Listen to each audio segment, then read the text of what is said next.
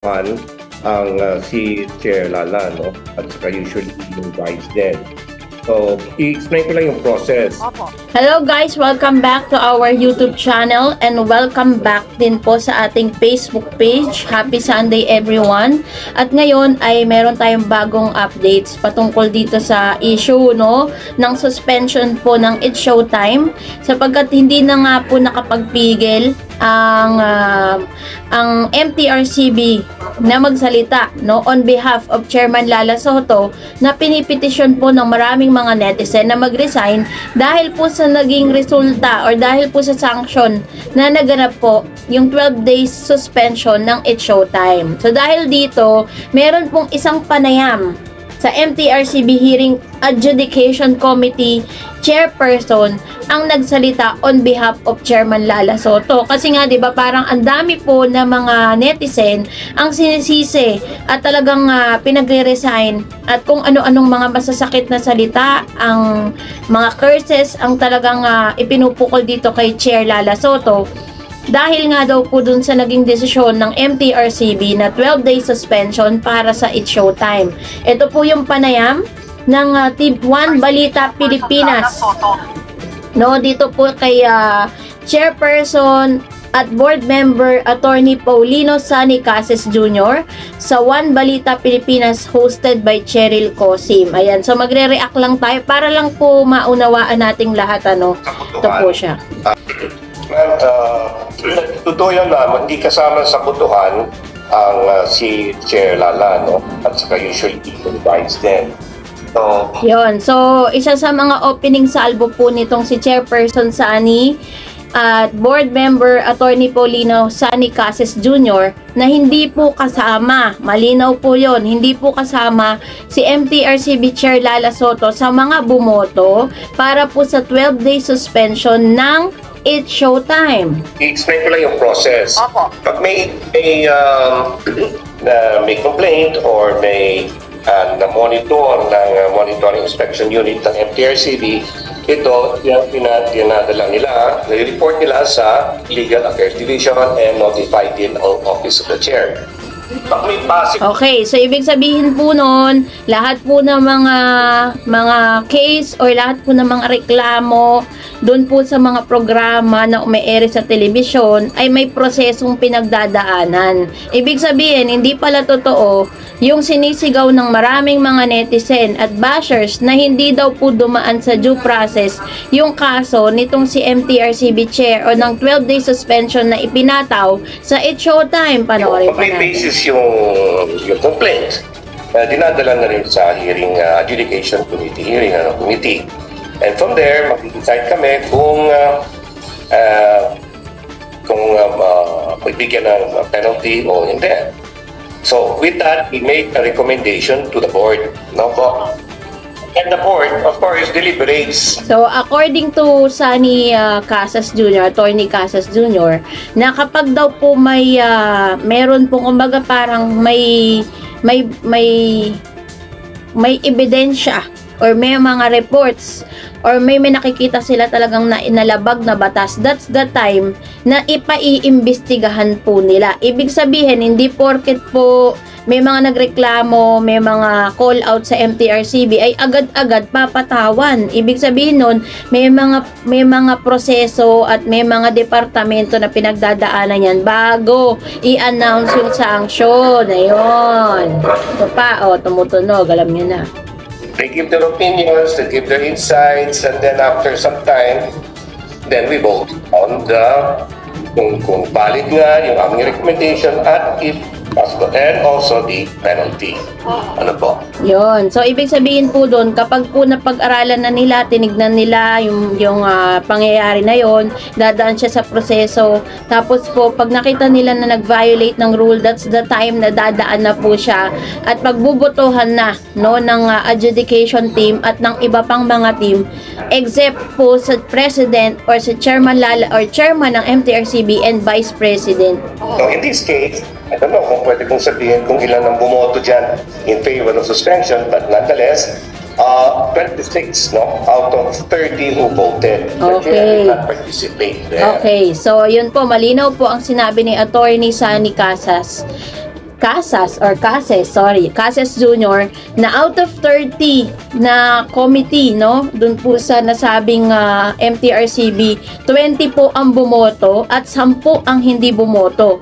Except, hindi po kasama si MTRCB Chair. Malinaw, ulitin natin para lang po sa... Ayan. Recommendation to the board. Okay. And the board, of course, deliberates. They give their opinions, they give their insights, and then after some time, then we vote on the kung valid nga yung aming recommendation at if possible, and also the penalty. Ano po? So in this case, I don't know kung pwede kong sabihin kung ilan ang bumoto dyan in favor of suspension, but nonetheless, 26 no, out of 30 who voted. The chair did not participate. Okay, so malinaw. Sabi niya, out of 30, 20 bumoto and 10 hindi bumoto except kay Chairman Lala Soto. Let's continue. So, clear majority po yung suspension. I will not go into the merits no, of the case kasi baka we might violate yung subsidiary rule on this matter. Now, yung composition po ng board, ano yan, diverse. As you know, madami po dyan galing sa media. May actors, may actresses, may producers, movie directors, entertainers, editors, and lawyers. Meron pa kaming doctor of psychiatry. So, diverse yan. Kanya-kanyang pananaw din yan. Kanya-kanyang appreciation ng yung mga facts, no? At saka yung application ng batas. So, you cannot say na isa lang tao ang magsasabi what to do. Okay, narinig po ninyo. Ibig sabihin, may mga profesional na nagproseso ng kaso ng It's Showtime. Hindi lang po isang tao ang nag-decide para po sa 12-day suspension. Meron pa silang psychiatrist na sinabi, no? Ibig sabihin, tinitignan po dyan, if it is really, talaga bang, tama ba? Or may nilabag ba talagang batas? Kumbaga parang in different aspects, tinitignan po nila. No? Hindi basta-basta nagde-decide ng isang tao para sa suspension. First nga, yun ang purpose kaya malaki yung board. Including the chair. So you cannot say na si Chair Lala dito ang siya nag-decide. No? It's not that. So it's also very unfair and without basis na sasabihin natin yung kasalanan andun kay Chair Lala. No. Maybe you can blame the adjudication committee. Maybe you can blame me. Pwede nyo kaming ipas. But si Chair, wala naman siyang ginagawa. She only executes what the board decides. Yun, malinaw. Sinasabi po ni Attorney Sunny Casas Jr.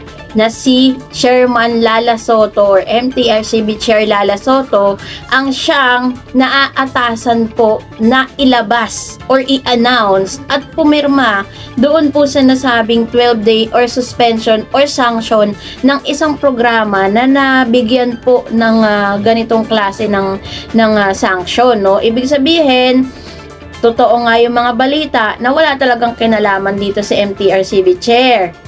So, it's just so happen na siya yung chairman. Kaya po parang siya yung napuputukan parang siya yung pinagbubunto na ng galit ng lahat. Kasi nga naman, as a whole of MTRCB, she was the representative of that particular company, that particular agency that would check kung talaga pang napapangalagaan pa rin ang kapakanan ng mga manonood, no? So, yun po yung ilan sa mga paglilinaw po ni Attorney Sunny Casas Jr. Malinaw sa lahat, this is sa ganyan. So again, ibibigyan ko tingin na si Chair Lala did not vote and does not vote at tumatang pa. Blame me. Pwede nyo kaming ipas. But si Chair, wala naman siyang ginagawa. She only executes what the board decides. Okay. Okay. Malinaw sa lahat, this is sa ganyan. So again, ibibigyan ko tingin na si Chair Lala did not vote and does not vote ang buong board decide. So quite unfair to bash or blame her or even to call her resignation. Okay, yes. And yung yung sinabi ng UP Department of Media and Communications pa yun na Broadcast communication. we respect the opinion of everyone. di ba? Respect their opinion. That's their right. That's your opinion. Meron din naman nagsasabi na kulang nga yung penalty. Gusto nila dagdagan pa. Gusto nga nila i-cancel totally yung programa. Yun. Very, alam mo niyo, kung tutusin, very lenient pa rin talaga ang MTRCB kasi as much as possible, katulad ng sinabi ni MTRCB Chair Lala Soto sa kanyang interview dito po kay Mr. Oji Diaz Showbiz Updates and Oji Diaz Inspire, kung gusto nyong balikan yung kanyang interview doon, nandun po yun. Sinabi niya as much as possible, pag magbibigay sila ng sanction sa isang programa na naka-violate ng rule, ayaw po nila na may mawawalan ng trabaho. Kumbaga, sabi nga ni Chairman Lala Soto na yung noontime show daw na trabaho ng kanyang ama, yun daw ang bumuhay sa kanila.